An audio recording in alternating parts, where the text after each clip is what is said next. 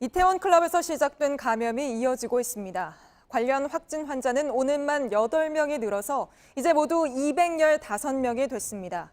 특히 클럽에 다녀온 학원 강사로부터 시작된 이 바이러스는 수강생과 노래방을 갔던 고3 학생을 거쳐 이 학생의 아버지로 빠르게 퍼졌습니다. 그리고 오늘은 5차 감염이 의심되는 확진자까지 나왔습니다. 이들이 감염된 바이러스는 좀 다른 유형입니다. 처음에 유행한 우한형이나 신천지 등에서 퍼진 국내형이 아닌 미국과 유럽에서 들어온 것으로 추정됩니다. 그럼 먼저 이태원 클럽에서 시작된 코로나가 어디까지 퍼져나갔는지 이상화 기자가 정리했습니다. 지난 10일 있었던 부천 돌잔치 관련 확진자는 9명으로 늘었습니다. 어제 1살 배기 여자아이와 30대 부모까지 3명이 확진 판정을 받았고 오늘 참석자 6명도 양성 판정이 나왔습니다. 참석자들이 사는 곳은 경기도 성남, 시흥과 고양 등 수도권입니다. 돌잔치 후 상당히 시간이 지나 확진자가 더 나올 가능성도 큽니다. 방역당국은 390여 명을 추적하고 있습니다. 촬영을 했던 프리랜서 사진사가 감염 경로입니다. 사진사는 동선을 속였던 인천 학원 강사의 제자가 다녀간 노래방에서 감염됐습니다. 돌잔치 확진자들은 4차 감염인 셈입니다. 사진사는 9일과 16일 그리고 17일 다른 돌잔치에서도 촬영 업무를 맡았습니다. 마스크를 쓴 것으로 조사됐지만 구도를 잡기 위해 참석자를 접촉하는 일이 많았다고 합니다. 돌잔치 와서도 애 엄청 만지고 마스크 제대로 안 썼고요. 코를 다 내놨고요. 입만 걸쳤으면 5분만 쉬었다 하자 이런 식으로 얘기하고 마스크를 벗더라고요. 돌잔치 관련 감염이 퍼지자 부모들이 예약을 취소하는 경우가 늘었습니다. 예약된 거는 대부분 취소하거나 연기되고요. 요새는 문의 자체도 많이 줄었어요. 방역당국은 사람들이 많이 모이는 곳에서 식사는 최대한 피해달라고 당부했습니다. JTBC 이상화입니다. 이렇게 학원 강사에서 시작된 감염이 퍼지고 있는 와중에 경기 남양주의 한 교회에서도 목사를 포함한 4명이 코로나에 걸린 걸로 확인됐습니다. 어디서부터 감염이 시작됐는지는 아직 파악이 안 됐지만 서울에서 열린 한 성경연구회와 관련된 걸로 나타났습니다. 윤재영 기자입니다. 이틀 전 서울 양천구 한 교회 전도사가 확진됐습니다. 같은 날 경기도 남양주의 교회 다니던 신도가 확진 판정을 받았습니다. 두 사람은 서로 접촉한 적이 없었습니다. 그런데 오늘 두 교회의 연관성이 확인됐습니다. 남양주시 교회 목사가 양천구 교회에서 열린 성경연구회에 2차례 참석했던 겁니다. 이때 전도사와 접촉한 것으로 추정됩니다. 목사는 어제 저녁 확진됐고 신도 2명도 양성 판정이 나왔습니다. 다만 5명 중 누가 어디서 먼저 감염됐는지는 파악되지 않았습니다. 수도권 곳곳에서 온 40여 명이 성경 연구회에 참석했고 마스크는 쓴 것으로 알려졌습니다. CCTV 등을 가지고 특정을 지어야 되잖아요. 이제 좀 신원 파악을 하고 있다. 방역당국은 양천구 교회를 닫고 관계자 104명을 검사했습니다. 확진자는 더 나오지 않았습니다. 남양주시 교회는 목사 포함 7명이 다니는 작은 교회로 확진자를 뺀 나머지 3명은 최근 교회에 오지 않았습니다. JTBC 윤재영입니다. 그런가 하면 바이러스가 퍼지는 통로로 지목받고 있는 노래방과 헌팅포차 같은 곳들, 관리가 앞으로는 강화됩니다. 이제는 주점에서도 음식을 먹을 때 빼고는 마스크를 꼭 써야 하고요. 노래방 역시 한 번 손님이 노래를 부르고 나가면 그 방은 30분 뒤 소독을 해야 합니다. 당장 내일부터 서울에 있는 동전 노래방 500여 곳은 사실상 문을 닫게 됩니다. 이 소식은 이한주 기자가 취재했습니다. 코로나19 고위험 시설로 분류된 곳은 9곳입니다. 이태원발 확산이 시작된 유흥주점을 포함해 노래방과 헌팅포차, 감성주점 등입니다.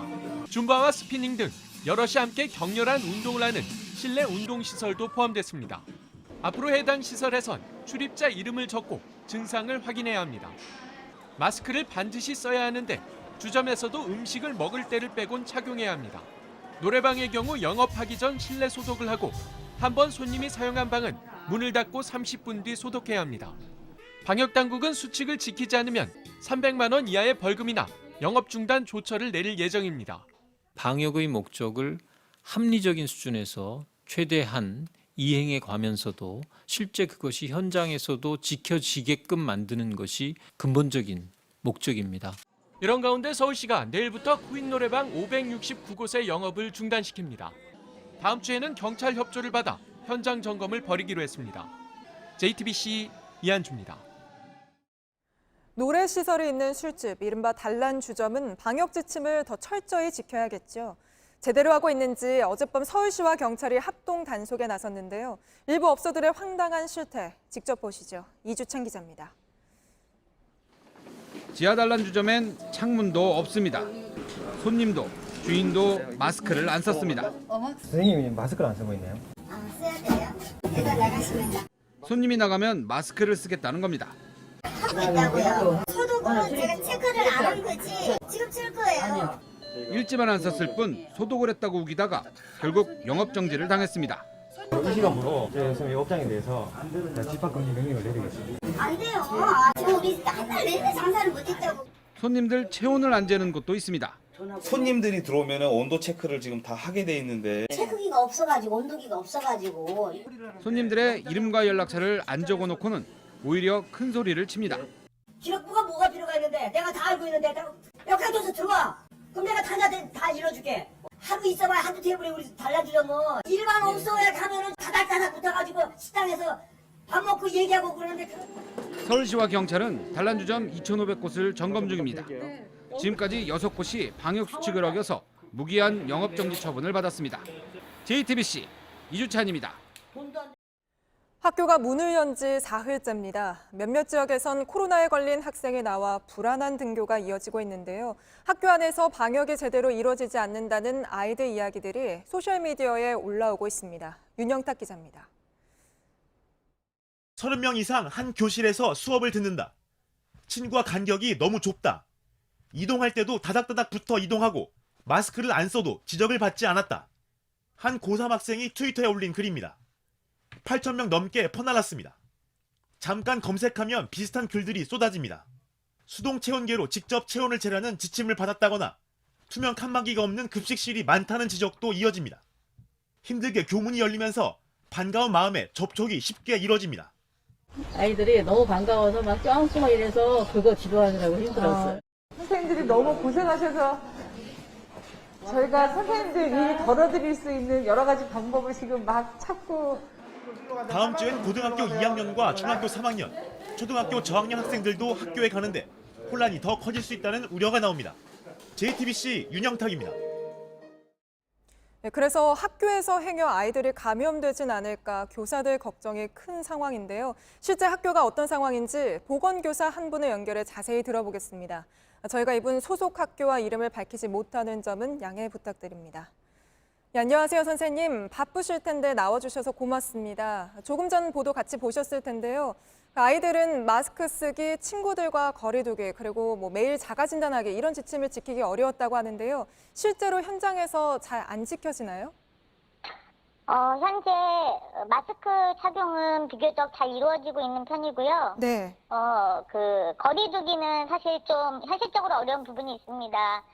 교사들이 지도를 계속해도 아이들이 중고등학생들이다 보니까 이제 서로 할 이야기도 많고 오랜만에 만나서 그런 게 사회적 거리 두기가 제일 어려운 부분이 있고요. 네. 가정 내 자가 진단하는 거는 저희들이 계속 등교하기 전에 가정에서 학생의 건강 상태를 자가 진단하고 등교하라고 하지만 동료에도 불구하고 많은 학생들이 이렇게 깜빡 잊거나 바빠서 못하고 오는 경우 또는 데이터가 없거나 투지폰이거나 여러 가지 이유 등으로 자가진단이 이루어지지 않는 상태에 있습니다. 현재 저희 학교 같은 경우는 한 80% 정도 실시되고 있습니다. 원래는 100%까지 다 하게끔 아이들 모두 다 하고 오게끔 하고 있는 거죠?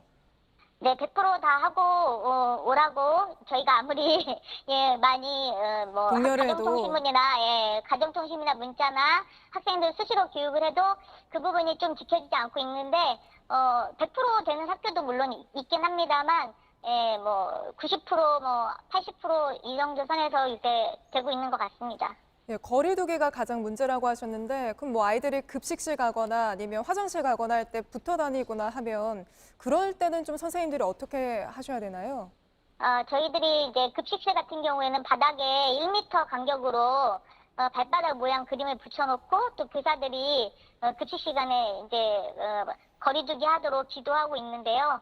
화장실이나 기타 다른 곳에서도 이동 시간에도 선생님들이 뭐 지도하면서 계속 거리두기 해야 된다, 뭐 붙어 있으면 안 돼, 뭐 이렇게 지도하고는 있습니다만 약간 한계가 있는 것 같습니다. 네, 아이들이 올린 글을 보면 뭐 쉬는 시간에는 사실 너무 어렵다, 뭐 이런 얘기가 많더라고요.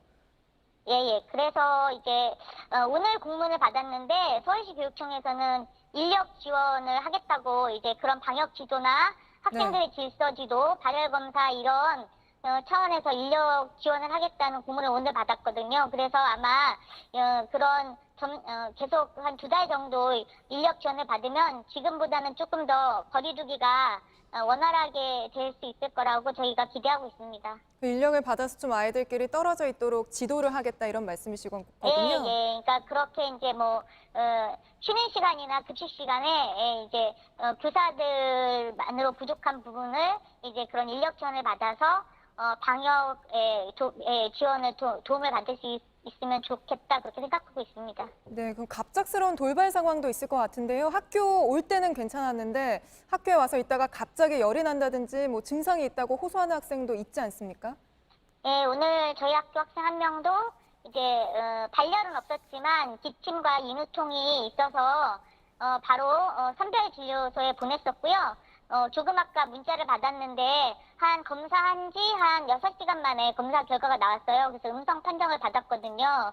예, 그래서 그렇게 돌발 상황이 생겼을 때는 또 이제 그것을 처리하는 과정에 좀 시간이 많이 소요되고 보건교사로서 보건실에 방문하는 학생들도 돌보랴 그런 업무 처리도 하랴 조금 바쁜 상황이 되었습니다. 예, 그렇게 많이 바쁜 상황이어서 그런지 청와대 국민청와대 한 보건교사가 글을 올리셨던데요. 선생님들 사이에선 뭐 방역은 물 건너갔다. 전국 1, 2, 3등으로 확진자 발생만 하지 말자. 이런 분위기다. 이런 글이 올라왔던데 실제로 그런 분위기가 선생님들 사이에서 있으신가요? 아니, 저는 개인적으로는 그렇게까지는 생각은 안 했고요. 그런데 이제 이 코로나19 방역이라는 부분이 보건교사 한 사람의 노력만으로 되는 건 아닌 것 같고요.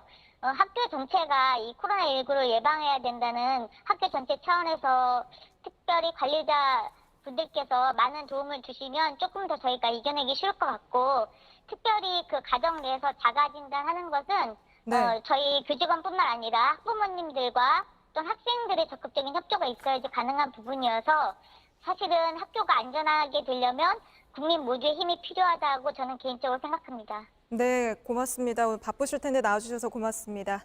감사합니다, 선생님. 네.